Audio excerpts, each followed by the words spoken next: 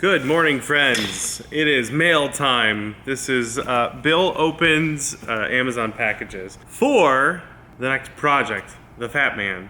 I have this electric blue jumpsuit that will turn into, hopefully, a Vault Dweller suit. Old school Vault 101. This is sort of the older style, not Fallout 4, more like Fallout 3. So I've got a jumpsuit. And then I've got some assorted parts for the construction. Let's start with extruded aluminum. So this is 20 millimeters square. This is what you might use to make the rails on a 3D printer or a CNC machine. I got these. They have this weird protective plastic on there, but that's that. These are clearly not long enough for the Fat Man, but two of them will be. And I have some connector pieces that will slide in here to connect these, but those have not got here yet. But I do have some screws, some M5s. I have, what are these? Let's open them and find out. Oh, these are the tiny little things that go in the rail, like that. Yeah, and then you can screw a thing in there to attach stuff to it. So, I have 99 of those.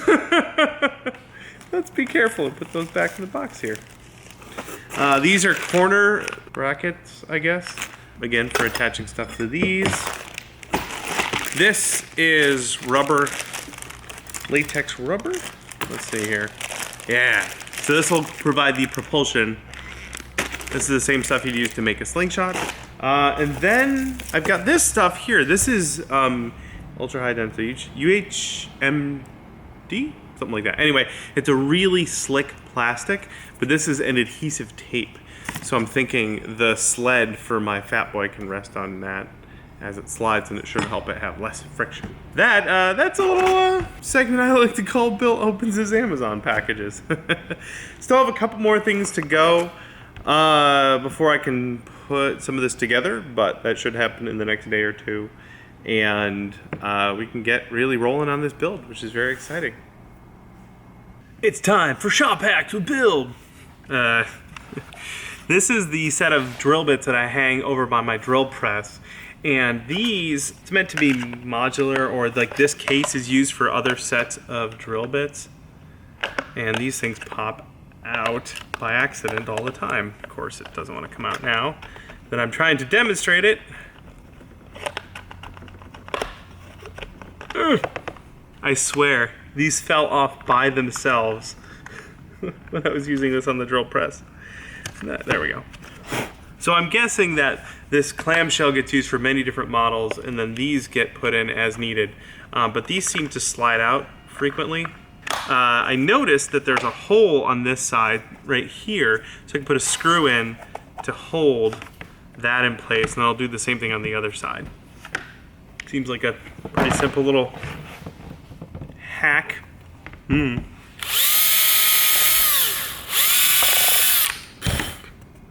That one hit. Oh, I hit the bottom of that. So I'm gonna need a shorter screw for that. Is it gonna work?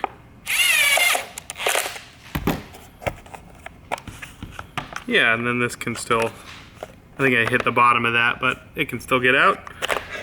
Oh, yeah, that's way in there. Maybe I'll shorten that screw a little bit. But on the other side, I can just do that, and then drill that in. So these may still pivot, but at least they're not gonna fall all the way out. I'll just do that on the other side. I'm doing little fixes like this in the shop pretty much all the time. Whenever there's a thing, like I was just at the drill press using this drill bit that's missing, and this fell out, and I was like, hold on, let's take a minute and go fix that, so that next time I use the drill press, I won't have to deal with this. Yeah. Here's my bits. They hang right on there. Just like so, and now these won't fall out on me. And I actually moved this platform. It was over there. I moved it over there. It kept running into this fella as it came around. Welcome back to the paint booth. I'm gonna do a little more work on this fella right here. So what I want to do today is go over areas of his skin that should be darker. So like lips, maybe some of the recessed areas, maybe back in here. I want to go with like a darker shade of this green, maybe a little blue in there. I got to fix a little scratch I made with my finger right there. So I'll just go over that. And just kind of darken just select areas of his skin. So then mix up some paint and give it a shot. I mix up some blue and some green to get this really dark-ish blue, dark greenish blue on there, and that's what I'm going to use. I'm going to start by just adding some shading right here and covering that little mistake that I made.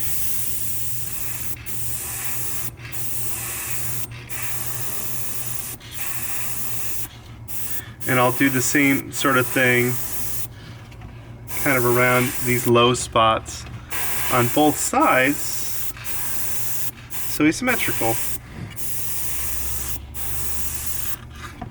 So he's just got some nice darks in there.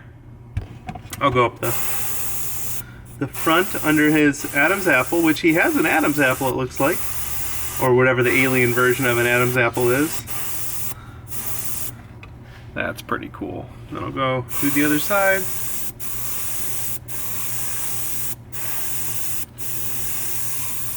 Yeah, that's neat. So I'm going to keep doing that and adding just more shading around his face wherever I think he needs it. I'll be back in a little bit. I've made quite a bit of progress, and I really like how this is kind of helping tie stuff together. I figured I have to do the lips now, and I should film that in case this goes horribly wrong. It's just so tiny. Ooh boy.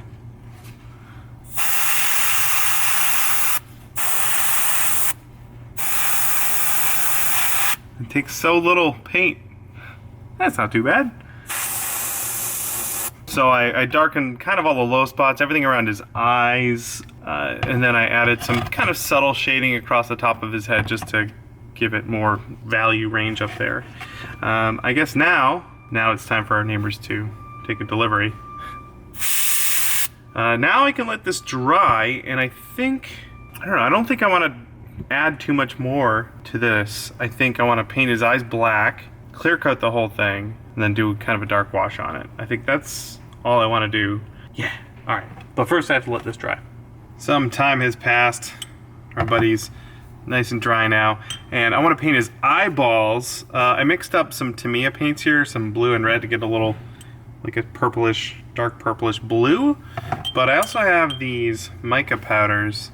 I'm going to throw some of that in there to give it a little bit of a sheen. So that's just going to go right in there.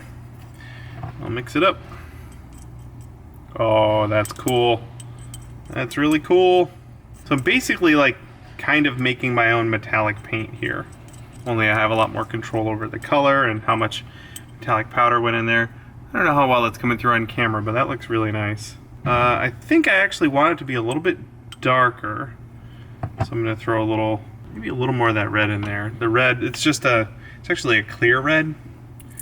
So it's not as pigment heavy as the blue that I'm using here. But this is the only red I had from Tamiya, so I'm going for it. That's a lot. Ooh. Oh, okay, now that's really cool. So it's just getting a lot darker, a lot more kind of purpley. These mica powders are really, really useful. Clean that off a little bit, and then I think I can try and paint an eyeball. We'll see how it goes. So he's got like a second eyelid, kind of. And I want to avoid painting that. And I went with Tamiya paints for this instead of the golden paints that I have, because those are all airbrush paints. And I was worried that they wouldn't cover.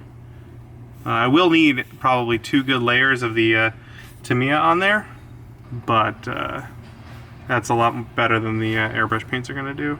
The whole thing, I'm thinking of clear coating it with a matte clear, and I want the eyeballs to be shiny. So I think I'm going to clear coat everything matte and then paint something glossy over the eyeballs, like a 5-minute epoxy or something like that. I'm going to let that dry really well, but that is cool, and I like the color. So that's pretty awesome. And that's kind of how shiny I want it to turn out with a mat around it. So anyway, I'll paint the other eyeball, but then I definitely need to let those dry and then I can clear coat it. Keep on steady crafting. I'm gonna put another coat of paint on those eyes in a little bit. I'm gonna let it dry and clear coat it.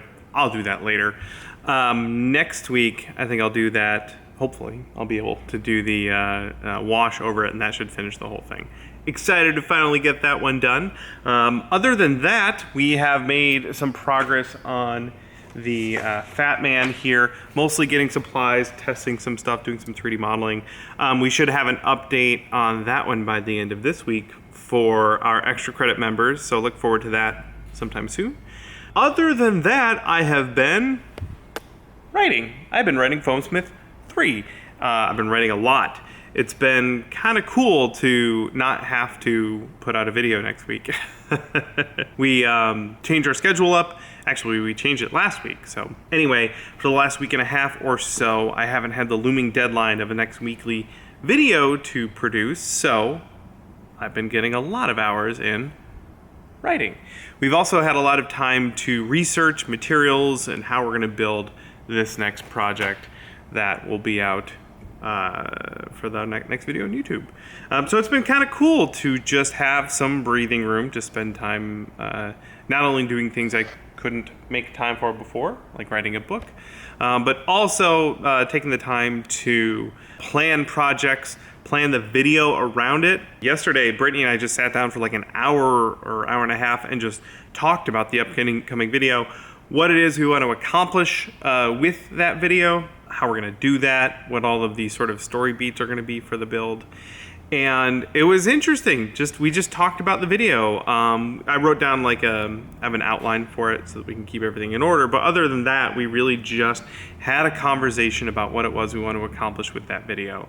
And before, when we were cranking out a video every week, we would have a pre-production video or meeting before we kicked off a build that was pretty good, but we rarely had time once the build started to kind of reflect on where we are. So now that we have all the materials over here and I've started building some of the pieces, we can start to have a conversation about what the video is going to look like. And it's just been really, really awesome for us to be able to take the time to do that, which is fantastic. And that project doesn't have to be done this week, so I can work a little bit more on my alien head over there, and I can write more of my book. And I'm really excited about how much I've got done so far. I'm going to build some example pieces for this. Hopefully I'll be able to start working on those next week. We'll see. I'll keep you up to date as I know more. It's weird when you stay in a schedule for a really, really long time. We've been trying to crank out a video every week for the last 3 or 4 years, or 4 or 5 years, for a while. When you're so used to that grind, when it changes, it's a little bit startling.